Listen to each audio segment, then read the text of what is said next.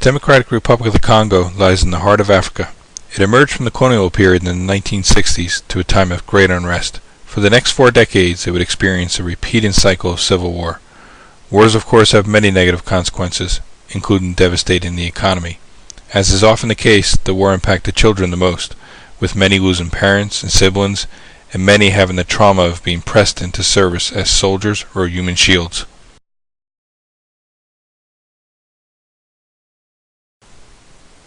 And yet this decade has brought some level of stability and an opportunity for regeneration. In 2002, a priest of the Diocese of Mweka, Father Lanjun Bahaki, was well aware of the needs, so he founded a school, Complexe Scolaire, and also began placing orphans in foster care. Father Lanjun's bishop sent him to the United States, which providentially provided a network of supporters, donors, and volunteers to expand his humanitarian work. Thus, Friends of African Children was born. In June 2009, a small group went on a mission trip for 2 weeks. The group consisted of Father Lanjun and Carla, Giselle, Mata, Manuel, and Sylvester. Most began their trip from the Orlando area.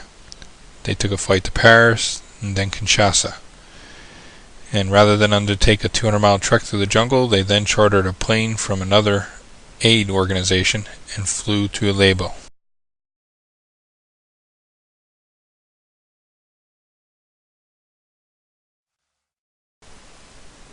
When Father and the team arrived, they were welcomed by a large group of people. As warm as the reception was, it was just a warm-up for when the team arrived at the school.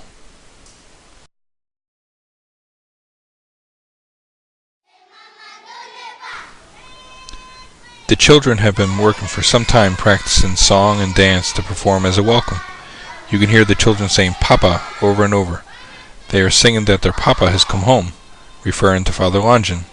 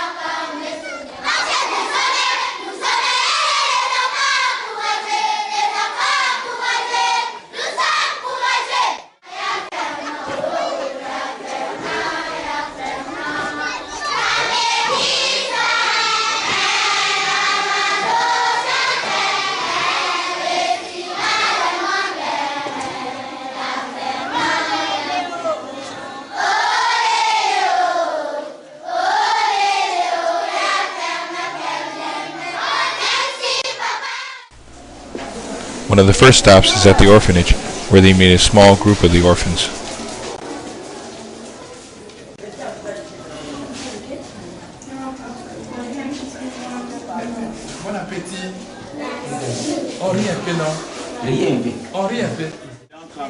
A high point in the trip is when the mission group and the people of Ilebo come together to celebrate Mass at a makeshift church at the school. Though a humble environment, the presence of our Lord in the Eucharist makes this space no less sacred than the grandest. Father speaks in his homily about how to properly receive communion, as well as about sacrifice, peace, music, and even fashion. Whenever peoples from distant lands come together for the first time, there comes a time when a cultural exchange takes place. Each shares with the other something from the culture that exemplifies the best they have to offer. This gift will be something that lives on for generations and comes to be identified with the visitors. So, after much deliberation, our mission team decided to share the chicken dance.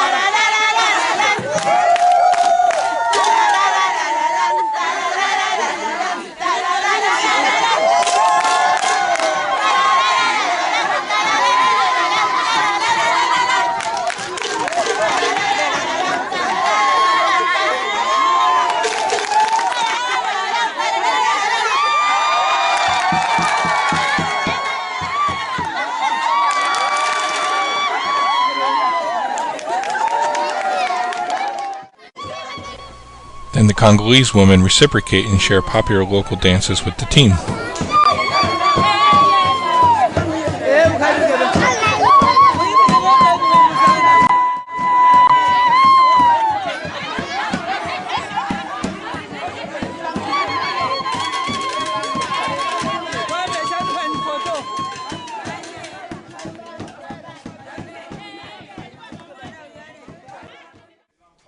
The most joyful time was easily that which was spent with the children.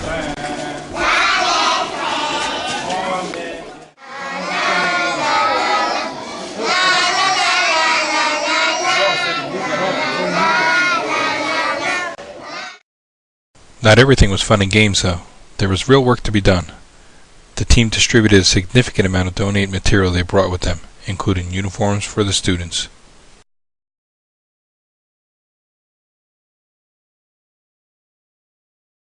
The team also assisted with the instruction of the students.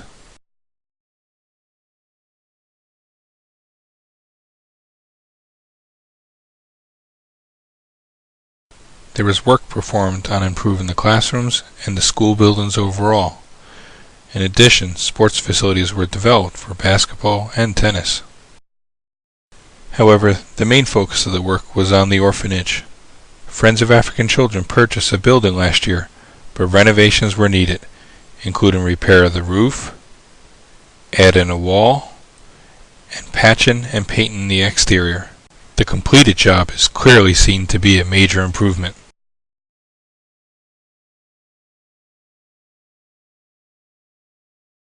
In the end, it's not about buildings, but people.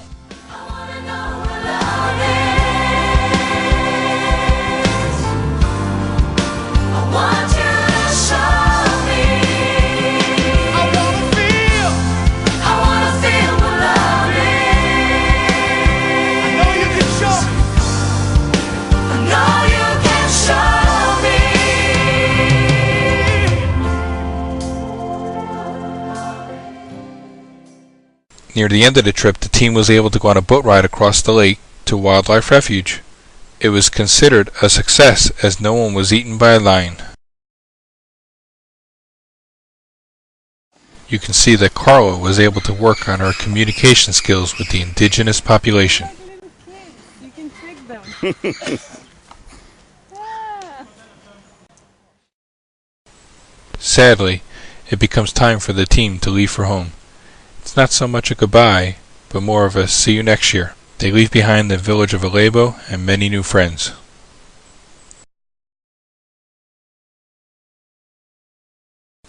The numbers tell the story of the success of our efforts in Ilebo.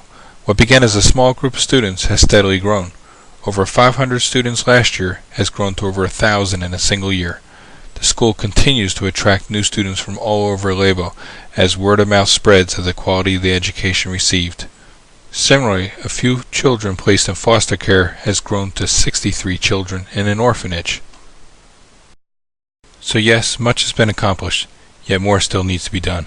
Friends of African Children has an ambitious list of projects, both small and large.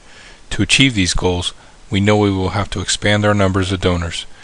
In our favor is that we can demonstrate a lean organization in which over 90% of the donations go towards the programs and the children. We achieve these low administration costs by using an all-volunteer staff. And so, while the mission trip itself has come to a close, the mission itself continues on.